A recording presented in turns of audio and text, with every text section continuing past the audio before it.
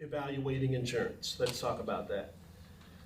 All right, so they probably gave me the most boring of the topics up here. So I'm gonna try to make it a little more interesting. But when you're dealing with insurance in Georgia, you're dealing with either liability insurance or uninsured, underinsured motorist insurance.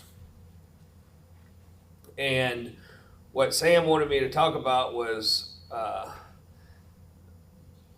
underinsured or uninsured motorist, which they're called two different things sometimes in Georgia, but they're really the same thing, because any uninsured motorist is deemed underinsured to the extent that you have more uninsured motorist coverage than there is liability coverage.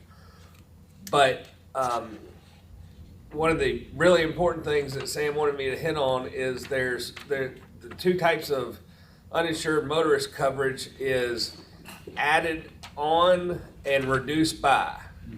And so you always, when you start asking carriers for their deck pages, half of them don't say added on or reduced by. So you have to remember to ask the carrier for is it added on or reduced by?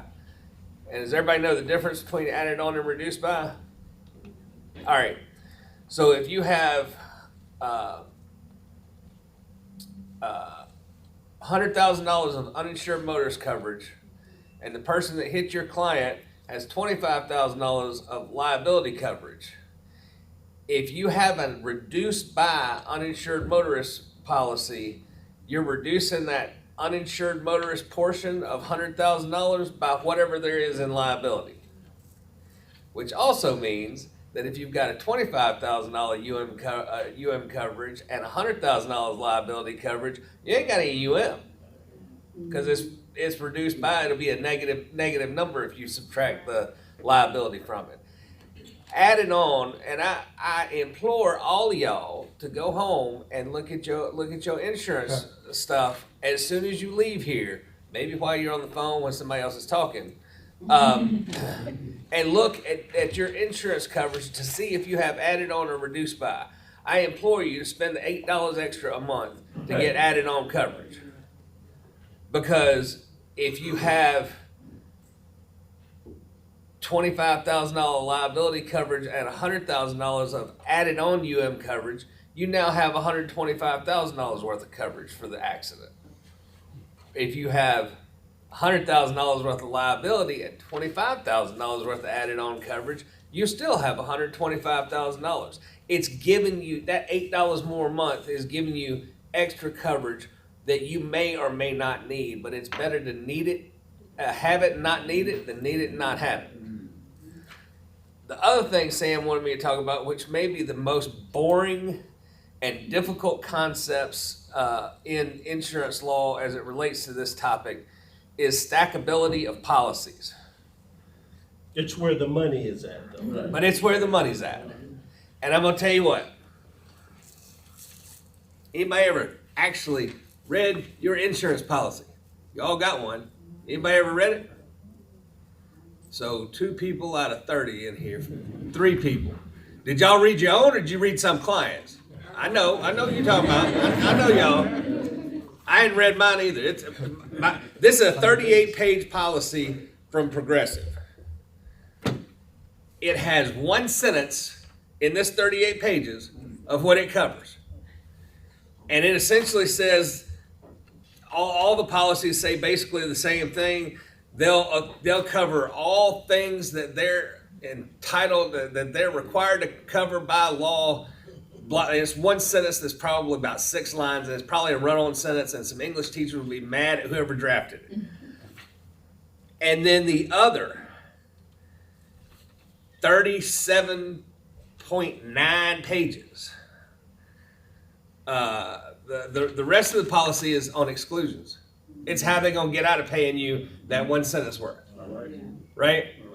So learn how to read a policy. It takes a long time to digest, and you're not going to do it in one setting.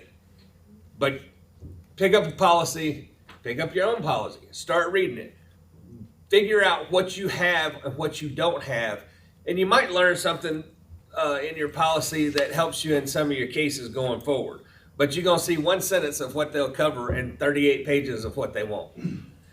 But when it comes to stacking coverages, the general rule in Georgia is that the coverage follows the car for liability coverage, right? So if Ken Lanier is driving my car and he goes and wrecks it, I've got insurance on my car. My insurance is going to pay for the damage first.